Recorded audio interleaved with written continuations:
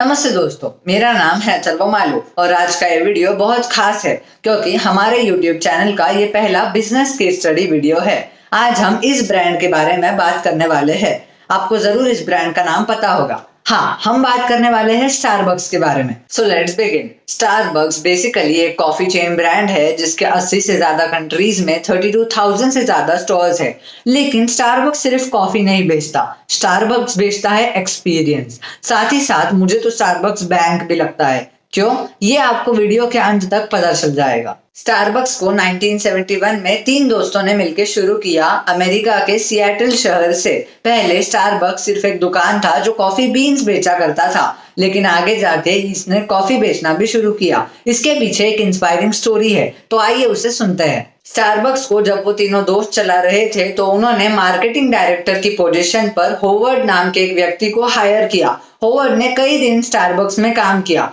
फिर एक दिन वो इटली गए वैकेशन पर, तो वहां पर उन्होंने इटली का कॉफी कल्चर देखा कि वहां पर कॉफी शॉप्स हुआ करती थी जहां पर लोग अपने फ्रेंड्स और फैमिली के साथ स्पेशली कॉफी पीने और बातें करने आया करते थे। होवर्ड को ये आइडिया बहुत पसंद आया। होवर्ड जब वापस अमेरिका पहुंचे तो उन्होंने ये आइडिया अपने टीममेट्स को और स्टारबक्स के फाउंडर्स को बताया कि हमें अमेरिका में कॉफी शॉप्स खोलनी चाहिए, लेकिन उन्होंने ये आइडिया को रिजेक्ट कर दिया। होवर्ड ने स्टारबक्स की अच्छी खासी नौकरी छोड़ दी। होवर्ड को बुरा लगा, गुस्सा भी आया। लोग कहते हैं कि गुस्से में आदमी गलत कदम उठाता है, गलत चीज करता है, लेकिन होवर्ड ने सही चीज की। उन्होंने अपना नया ब्रांड बनाया जहां पर वो कॉफी बेचा करते थे।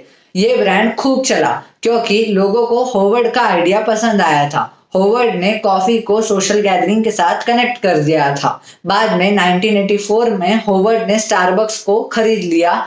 लेकिन कहानी में एक ट्विस्ट है। होवर्ड ने बहुत मेहनत करके जिस स्टारबक्स को बहुत ऊंचाई तक पहुंचाया था, वो स्टारबक्स धड़ाम से नीचे गिर गया। क्यों? क्योंकि 2007 में फाइनेंशियल क्राइसिस आया। इसके वजह से स्टारबक्स को बहुत नुकसान हुआ। 2008 में स्टारबक्स ने अपने 600 स्टोर्स बंद किए। 2009 में भी स्टारबक्स ने अपने 300 कैफेज बंद किए और 6,700 से ज्यादा लोगों को नौकरी पर से निकाला गया, यानी कि ले ऑफ किए गए। लेकिन कहानी यहाँ पर खत्म नहीं होती। हर सनसेट का सनराइज होता है। होवर्ड ने और मेहनत की, एक मीटिंग कंडक्ट की जिसके वजह से स्टारबक्स के स्टोर एक पूरे दिन बंद थे और उस मीटिंग में स्टारबक्स के वर्कर्स को, जिन्हें बरिस्टास बोला जाता है, उन्हें मोटिवेट किया गया होवर्ड के द्वारा। नई बिजनेस पॉलिसी उनके साथ शेयर की गई और अगले दिन से स्टारबक्स ने जो ग्रोथ ली कि 2009 के एंड में स्टारबक्स ने 143% ग्रोथ देखी अपने शेयर प्राइस में।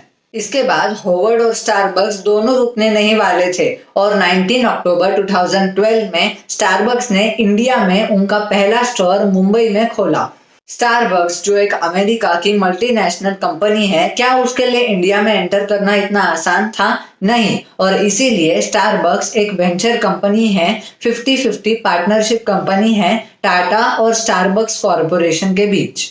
और इसीलिए जब भी आप इंडिया के कोई स्टारबक्स के स्टोर में जाएंगे तो उसके बाहर लिखा होगा स्टारबक्स और टाटा अलायंस। अभी स्टारबक्स के 250 से ज्यादा स्टोर्स है इंडिया में, 25 से ज्यादा सिटीज में। स्टारबक्स का इंटरनेशनल लेवल पे 2 लाख करोड़ से ज्यादा का रेवेन्यू होता है और स्टारबक्स ने कॉफी मार्केट का 57% कैप्चर कर लिया है। आइए अब स्टारबक्स के प्रोडक्ट्स के बारे में थोड़ी जानकारी लेते हैं। स्टारबक्स के 5 कॉफी कप साइजेस है: शॉर्ट, टॉल, वेंटी, ग्रैंडे और ट्रेंटा। स्टारबक्स ने कुछ ही महीनों पहले रितेश देशमुख और जनेलिया देशमुख की कंपनी इमेजिन मीट्स के साथ कोलैबोरेट करके वीगन मेनू लॉन्च किया है जो उनके स्टोर्स पर उपलब्ध है। मैंने स्टारबक्स की कॉफी ट्राई की है, मुझे तो वो इतनी खास नहीं लगी। तो फिर क्यों लोग स्टारबक्स जाते हैं? आइए इसके पीछे का रीजन जानते हैं।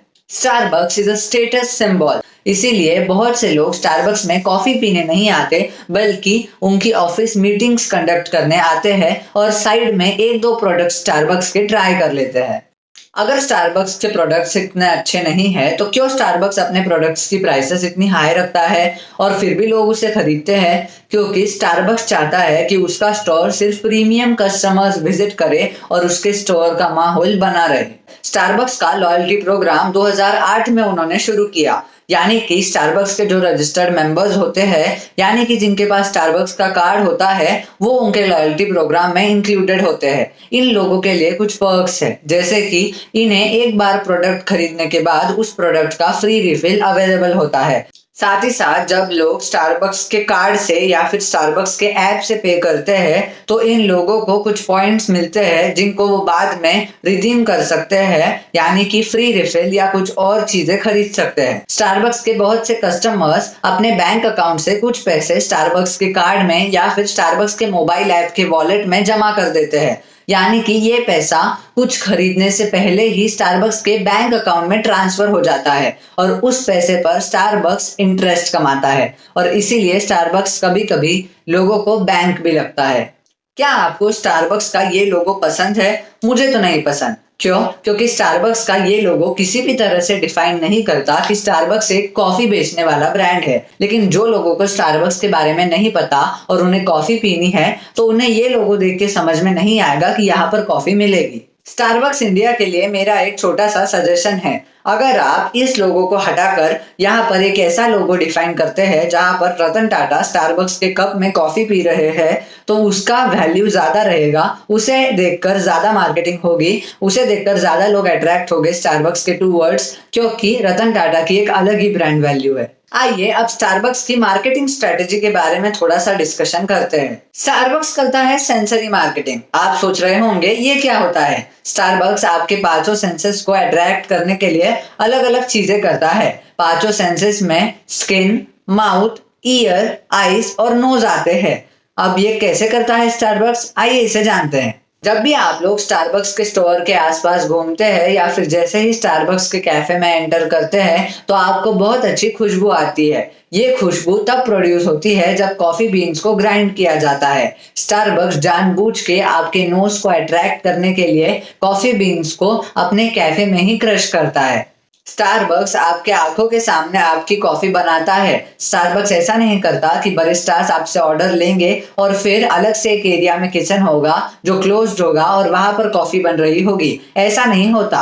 आपके सामने कॉफी बनाई जाती है ताकि आप कॉफी मेकिंग की प्रोसेस में इन्वॉल्व हो और स्टारबक्स के टूवर्ड्स आपकी ब्रांड लॉयल्टी बढ़े। इस प्रोसेस में आपकी स्किन और आईज अट्रैक्ट होती है। साथ ही साथ आईज तब भी अट्रैक्ट होती है जब आप स्टारबक्स का इंटीरियर देखते हैं। वो बहुत ही ब्यूटीफुली तरीके से डिजाइंड होता है। स्टारबक्स के कैफे में 24 घंटे म्यूजिक बज रहा होता है जिससे आपका ईयर अट्रैक्ट होता है और इसी तरह स्टारबक्स आपके पांचों सेंसेस को अट्रैक्ट करता है। माउथ को कैसे अट्रैक्ट किया जाता है वो तो आप जानते हैं क्योंकि आप ही प्रोडक्ट टेस्ट करते हैं। स्टारबक्स ने अपना एक मार्केटिंग कैंपेन लॉन्च किया था जिसे बहुत लोगों ने मिस्टेक मार्केटिंग के नाम से पुकारा। अगर आपने कभी भी स्टारबक्स विजिट किया होगा तो आप जानते होंगे कि स्टारबक्स आपके कॉफी कप पर आपका नाम लिखता है। तो स्टारबक्स कुछ दिनों जब नाम पूछ रहा था तो वो गलत नाम लिख रहा था और इससे कस्टमर्स अट्रैक्ट हो रहे थे।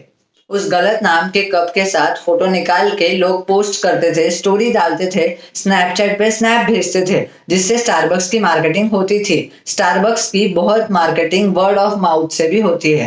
अब आते हैं हमारे आखिरी पार्ट पे, कंट्रोवर्सीज एंड कंक्लूजन। जब भी सक्सेस आती है कंट्रोवर्सीज तो होती है, लेकिन मायने वो रखता है कि कैसे उस कंपनी का लीडर उसे हैंडल करे। तो आइए जानते हैं। बहुत लोग बोलते हैं कि स्टारबक्स रेशियल डिस्क्रिमिनेशन करता है कस्टमर्स और वर्कर्स के साथ। इसके पीछे की कहानी ये बताई जाती है कि जब ब्लैक लाइव्स मैटर ट्रेंड कर रहा था तो स्टारबक्स ने अपने वर्कर्स को इससे रिलेटेड कोई भी चीज पहनने से मना किया था, प्रोहिबिट किया था। 2008 के पहले स्टारबक्स के 87 स्टोर्स थे ऑस्ट्रेलिया में, लेकिन 2008 के बाद सिचुएशन पूरी चेंज हो गई और 10 से भी कम स्टोर्स रह गए थे ऑस्ट्रेलिया में। ऑस्ट्रेलिया का मार्केट कैप्चर करना स्टारबक्स के लिए बहुत मुश्किल रहा क्योंकि वहां के लोगों के प्रेफरेंसेस अलग है। साथ ही साथ वहां पे दूसरे कॉफी ब्रांड्स बहुत अच्छे तरह से कॉम्पीट कर पा रहे हैं।